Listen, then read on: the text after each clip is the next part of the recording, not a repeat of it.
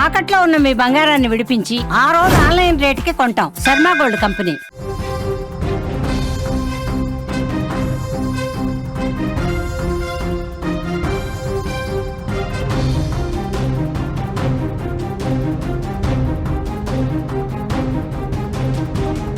దేశ రాజధానిలో దారుణ ఘటన చోటు చేసుకుంది.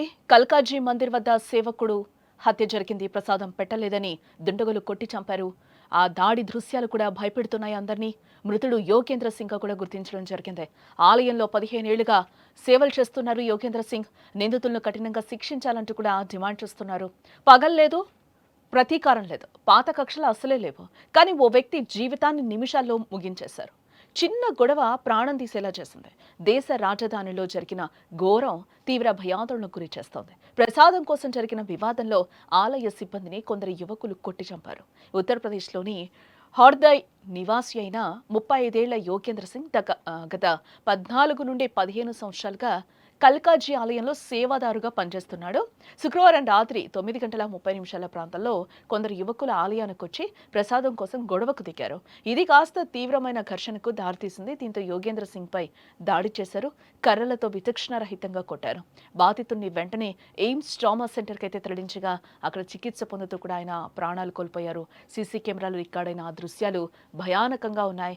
వాటిని మీకు ప్రెజెంట్ అయితే మేము చూపించలేకపోతున్నా. నిందితుల్లో ఒకరైన అతుల్ పాండేను అక్కడికక్కడే అరెస్టు చేసి సంబంధిత చట్టాల కింద కేసునైతే నమోదు చేశారు అధికారులు.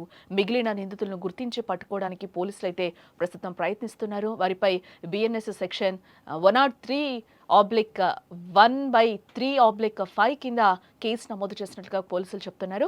ఈ హత్యపై రాజకీయ దుమారం కూడా చెలరేగుతోంది. ఢిల్లీ మాజీ సీఎం అరవింద్ కేజ్రీవాల్ తీవ్ర ఆగ్రహాన్ని వ్యక్తం చేశారు.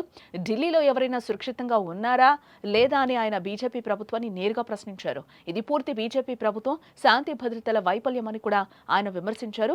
ఢిల్లీలో ఎవరు సురక్షితంగా ఉన్నారో అని ఆయన ప్రశ్నిస్తూ కూడా ఈ సందర్భంగా ఆయన ట్వీట్ చేయడం జరిగింది. దేశ రాజధాని ఢిల్లీలో ఘోరం జరిగిందని కూడా మనం చెప్పుకోవచ్చు. ప్రసాద వివాదం కారణంగా ఒకరు హత్యకు గురయ్యారు. కొందరు వ్యక్తులు ఆలయ సేవకుడిని అత్యంత దారుణంగా కర్రలతో కొట్టి చంపారు. ఇందుకు సంబంధించిన దృశ్యాలు కూడా సీసీటీవీలో రికార్డ్ అయ్యాయి. ప్రస్తుతం ఆ వీడియో మొత్తం కూడా వైరల్గా మారిందని చెప్పొచ్చు నెట్టింట. ప్రముఖ కల్కాజీ ఆలయానికి కొందరు వ్యక్తులు దర్శనానికి వచ్చారు. సందర్శన తర్వాత ఆలయ సేవకుడు యోగేంద్ర సింగ్ను ప్రసాదం అడిగారు. అడగనే ప్రసాదం అందజేశారు. మరింత ఇవ్వాలని డిమాండ్ చేశారు. అందుకు యోగేంద్ర సింగ్ నిరాకరించడం జరిగింది.